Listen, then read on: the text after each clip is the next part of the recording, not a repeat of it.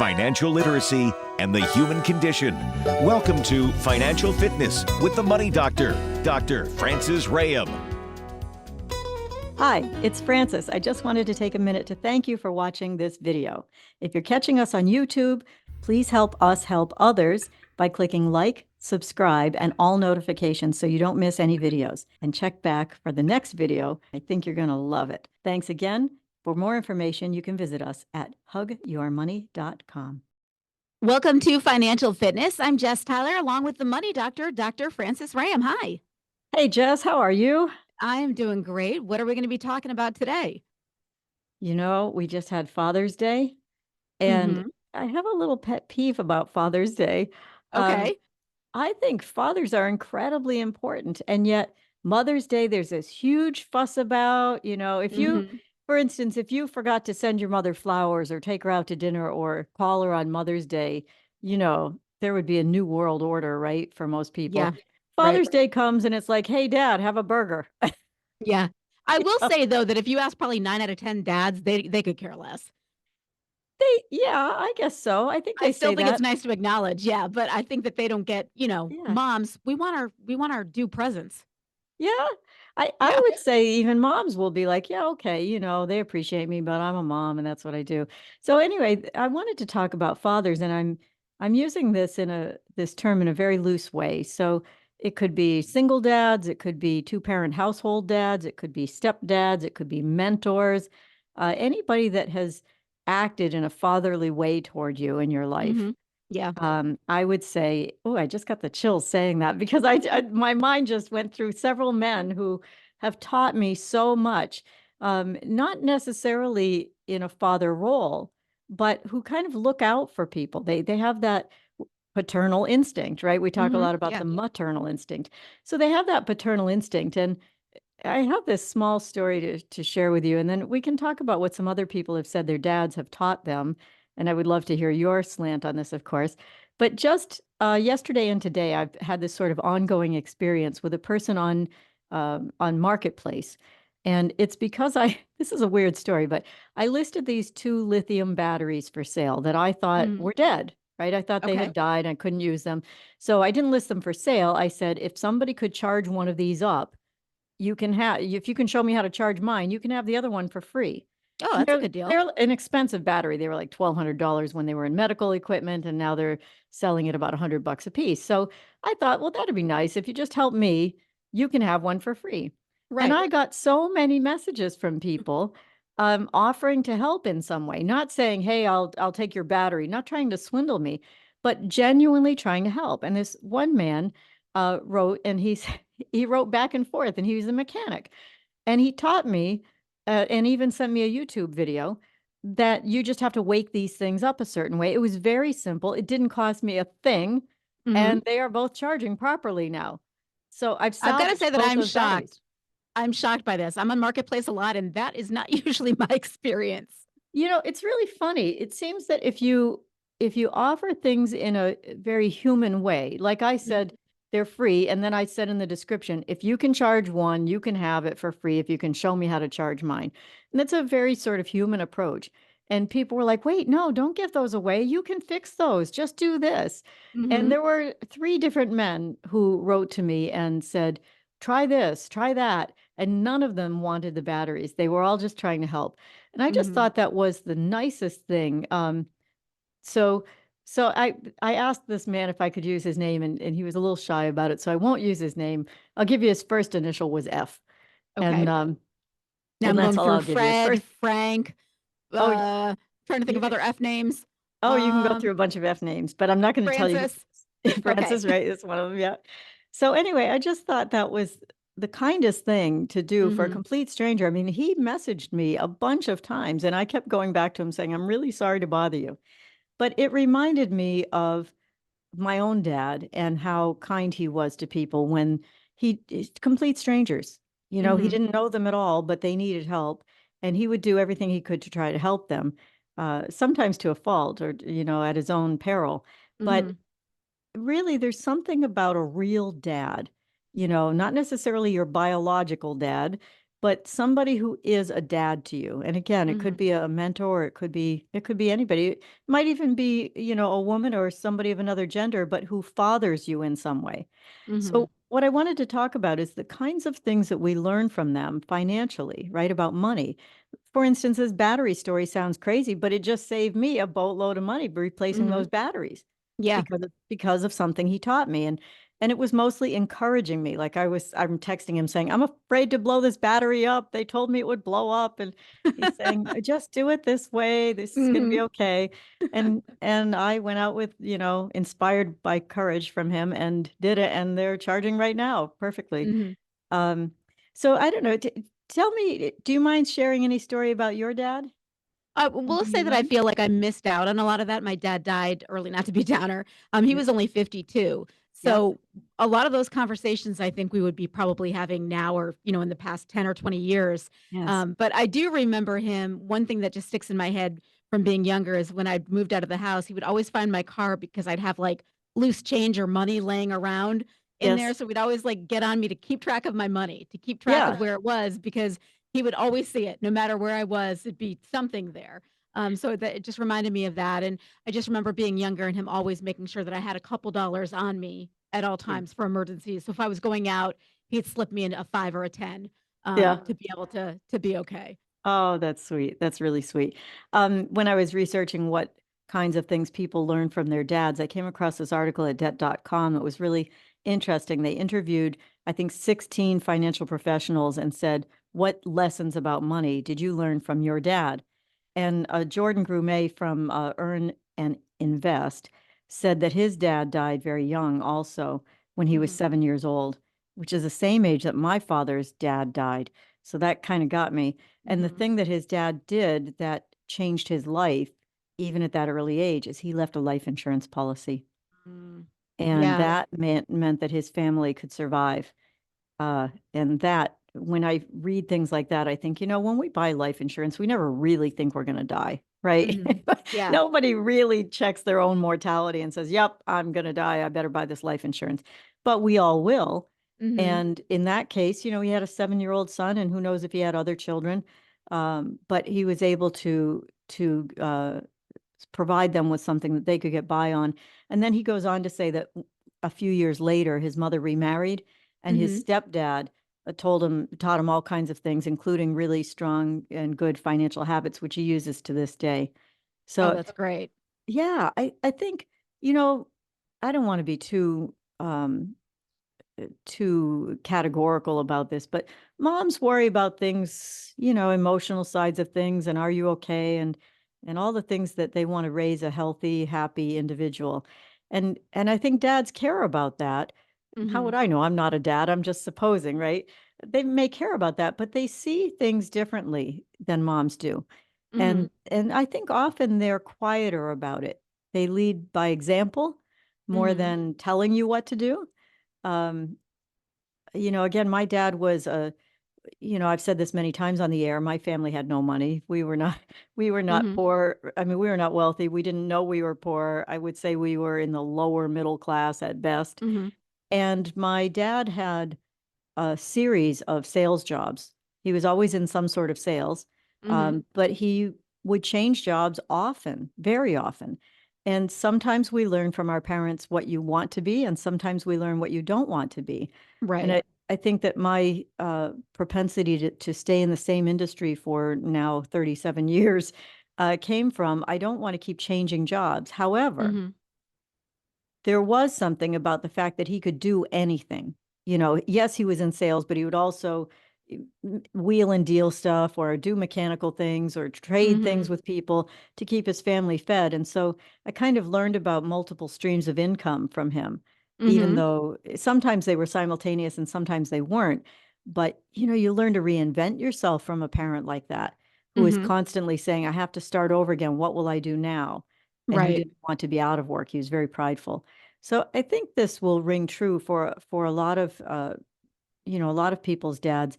Michael Taylor from Shifting Shares said that his dad was a tinkerer, yeah, um, and that he spent a lot of time failing at creating the perfect product, which Mm. meant that he learned Okay, there's no free lunch, he said. And he learned that if you fail, that's okay.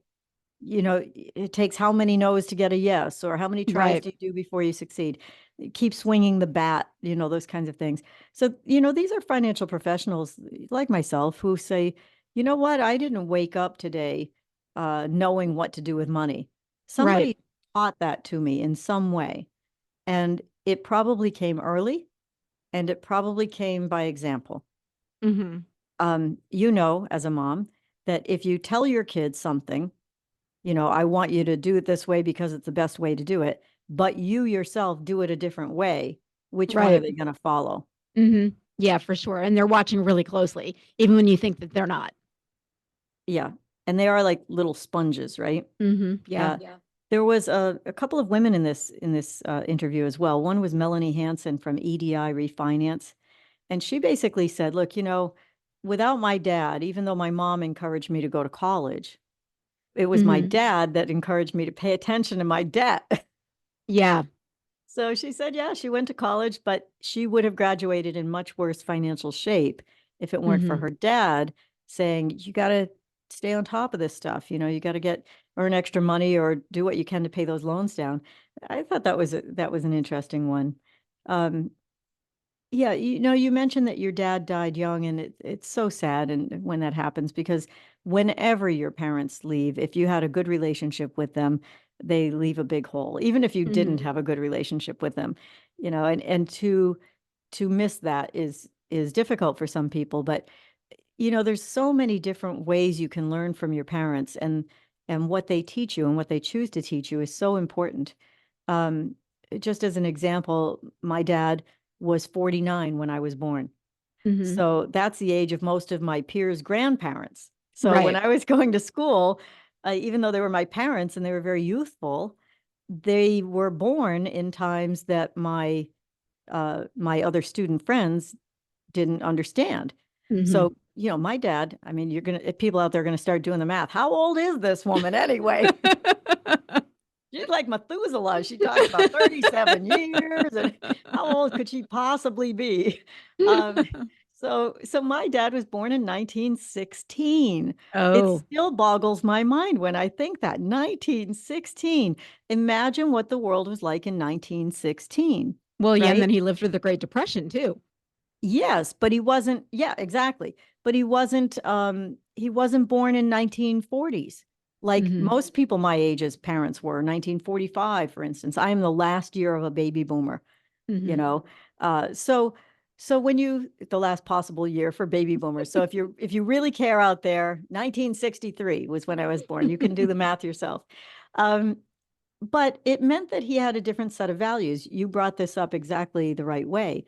Lived through the Depression as a young person, right? Hmm. Um, he, his mother, his father, of course, fell off a roof when my dad was 7 and died right at my dad's feet. Oh, Now that will, as you know, make a mark, yeah. and so at 7 years old, like this other gentleman, Jordan, my dad was the man of the family, Oh, with that's a lot of pressure. an immigrant mom who spoke broken English and Hmm. 3 sisters. Wow. So they pulled him out of school to get a job and support the family. At Now, 7? at 7, Wow. and he did. So that will tell you that you talk about a work ethic. That's trial under fire right there. He got a job Hmm. on an ice wagon. We don't even have, I mean, of course, we don't have ice wagons, but imagine an ice wagon where they would Yeah. go and deliver the ice, right? Suddenly, I feel like a little like Bill Cosby. We went up, we walked to school uphill both ways, right? But this is a true story. So, he became a modern man. He always was trying to learn. He always was trying to get cutting edge information. He was Hmm. very curious. Probably one of the biggest traits that I think I got from my dad was that curiosity Hmm. and wanting to fix something, wanting to find a problem and fix it, which is why I do what I do for a living, right? I don't care what the problem is. I will try and listen to you Right. and find solutions. Hmm. It's inherent in me. But I think it's because both my parents had to do that. So, as my dad was the age of my grandparents, of other grandparents, I mean, he saw things differently and I had a different set of skills from him. So, that's true also of a very young parent. You learn things differently. They're maybe more playful and they're more of a friend than a real parent. And Mhm. so fathers are really important. We should talk in the second half about the kinds of things other financial advisors were taught by their parents. And I would love to know if anybody wants to write in comments. We always ask for questions, but if they want to write in comments or stories about their dads, I'd love to do a follow-up show on this sometime. I just Mhm. what we learn from our parents is so important. Can I get your phone number for everyone out there? No. You have to give it out. Okay. Okay. I will. 413-773-3333. And you can go to hugyourmoney.com. We'll be right back with the second half of Financial Fitness with the Money Doctor, Dr. Francis Ram on WHMP. Would you like to see your business on Financial Fitness with the Money Doctor? We offer a 15-year proven track record. We have limited openings, but are currently seeking sponsors and guests. Is your business a good fit? We'd like to start a conversation. Contact us today at 413-773-3333 or info@hugyourmoney.com. Welcome back to Financial Fitness. I'm Jess Tyler, along with the Money Doctor, Dr. Francis Ram, and we're talking about advice that you got from your dads. Yeah, yeah. They say there's a special relationship between fathers and daughters, Mhm. and mothers and sons, and I think that's true. I certainly my brother, felt a different kind of relationship with my father, I think, than I did, and Right. or than my other sisters did. And each sibling, of course, has a different relationship with their father. But I do think, I really wanted to do this on the tail end of Father's Day because it comes and goes in a flash, and then, dad's off doing whatever. But all the things that dads do that they don't make any fanfare about, you know, Mhm.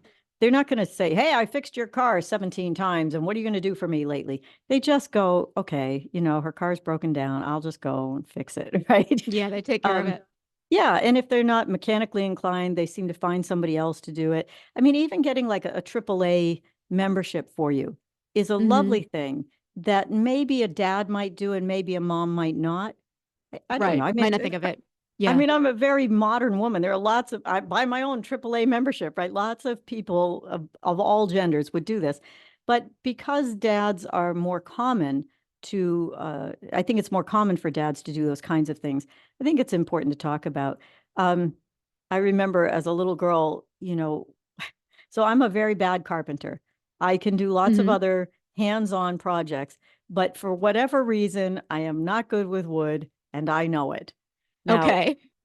now, it might be because what I learned from my dad about carpentry was that my job was to sit on the board. You you sit on the board while I cut the board, Uh-huh. or you stack the cordwood, right? So, some people would take somebody and say, "Okay, this is how you do it. Mhm. This is how you set up a miter joint, or this is how you router something out." And you might learn a lot from that. But my dad was not a particularly great carpenter, but when he was doing something and I was very curious and interested, my job was always to sit down, shut up, right? So I Make sure don't you're do that. putting the flashlight in the right direction. Yes, and I don't do sit down and shut up so well these days, so I didn't Mm. learn that lesson very well. Um, but anyway, we were talking about a gentleman, or who had an immigrant parent, I think, who, you know, you see that I was talking about my dad having an immigrant mom, and you see these differences from people, cultural differences, when people come from Mhm. other countries and they bring to the table a set of values that are not American. Now, you might think that's good, you might think it's bad. I don't I don't care which you think it is. It's different. Yeah, I Uh, think the image in my head is that from other countries, the man is more the leader of the family, where here it's really 50-50. I think that's true in a lot of countries. I mean, I'm sure it's changing, but I just think that the economic impact in, Mhm. say, a third world country, Right. right, is so much different. I recall years ago when we were doing the show on GCTV, the Money Doctor show on GCTV. I had one of my favorite interviews was the couple that owns Alina's restaurant in Hadley, Mass. Oh, so good. Yeah, the restaurant's great, but his story is even better. And so he comes from, I think the DR. I hope I'm right about that. But anyway, he tells us it was a combination interview of him in the studio with his wife Mhm. and also at the restaurant live. And in the studio, she was so supportive of him while he told his story. And his story was, I bought my first pair of shoes on time payments. Wow. Yeah.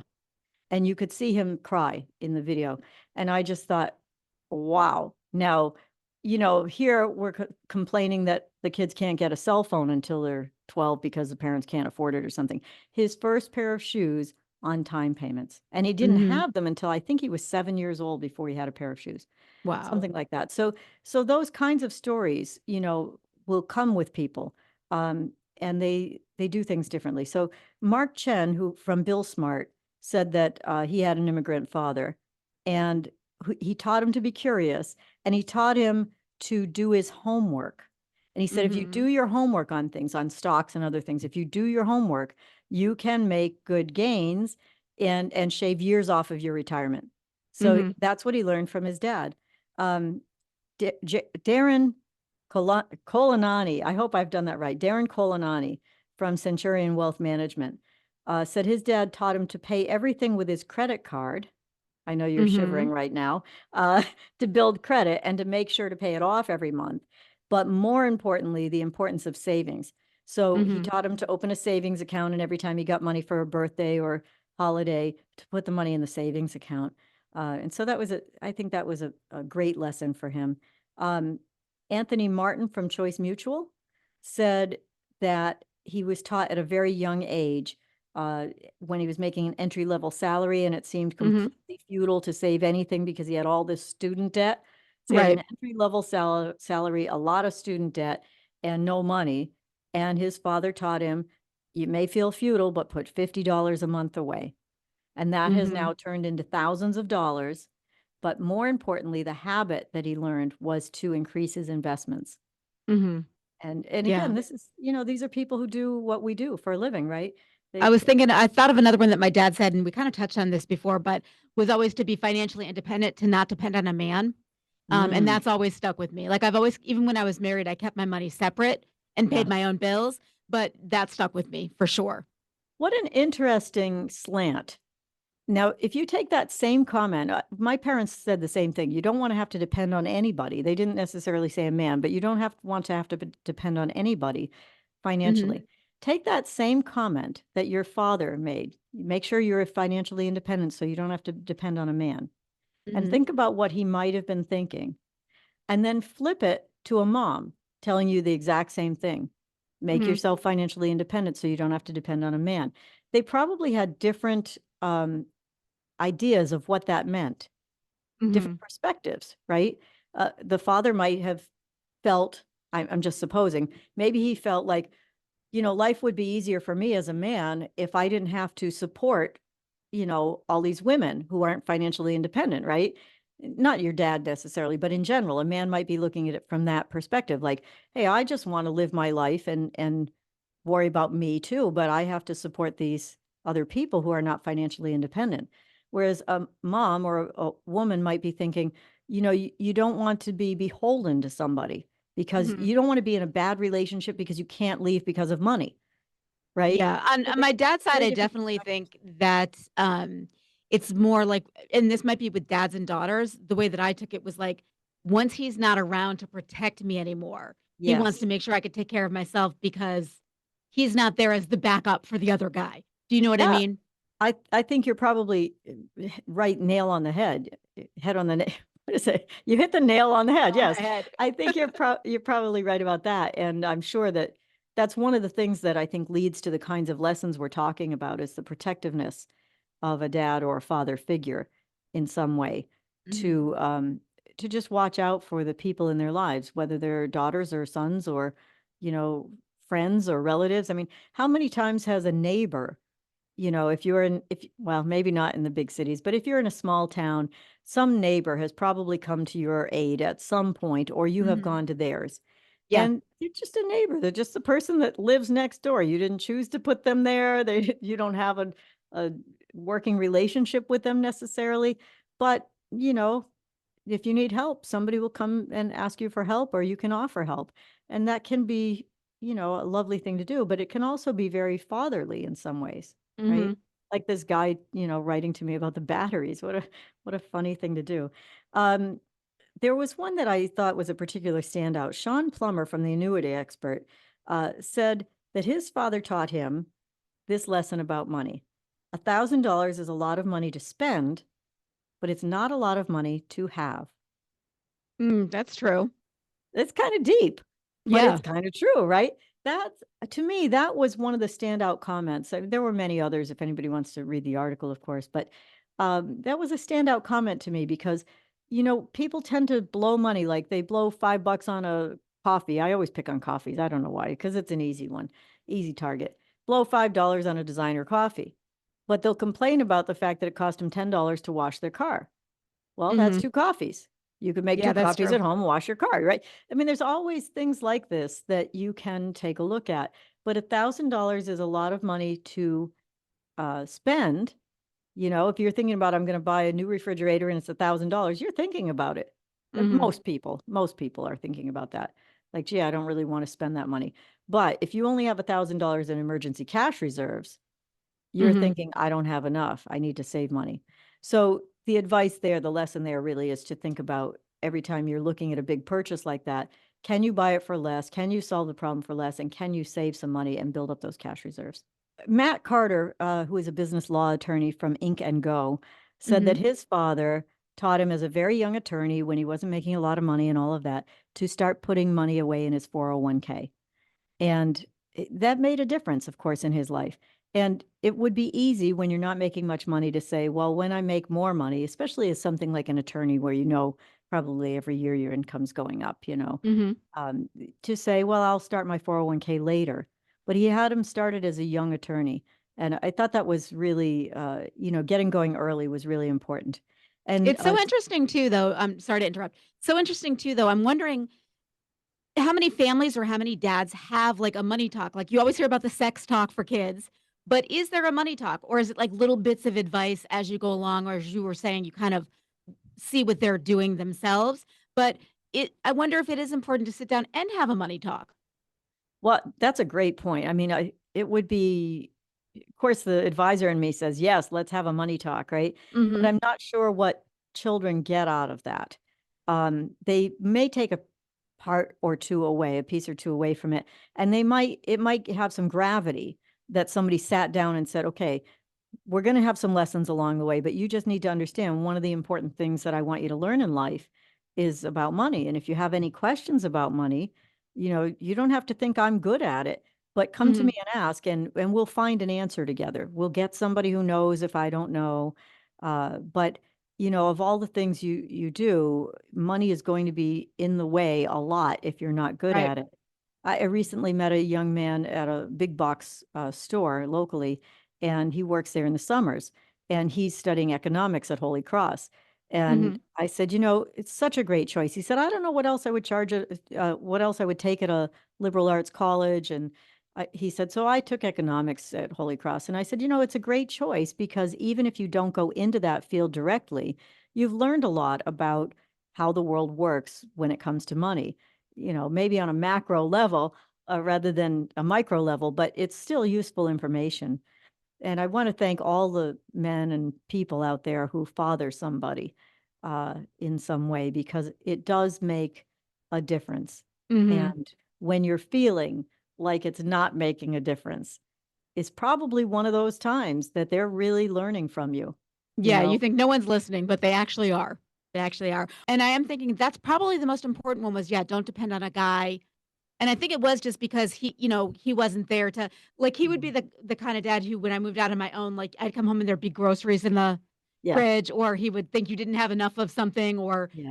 if your gas went below a half a tank. So I Yes. remember those things, but never like a sit down conversation. And I think that's so important, like in the teenage years, like, hey, you might think it's cool that someone will give you a credit card, but if you wreck your credit score, this is what's gonna happen.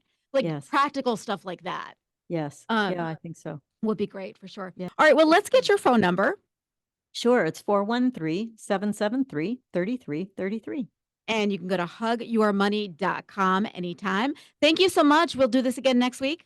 Thanks, Jess. Yes. And if you have comments about dads, please write in. I'd love to hear them.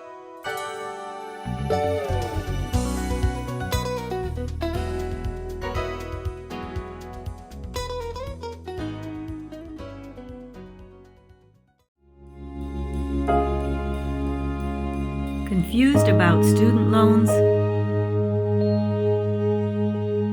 and those parent loans? What are the options? Your Hug financial coach can help sort it out. Hug Your Money. So unique, it's patented. For more information, visit hugyourmoney.com.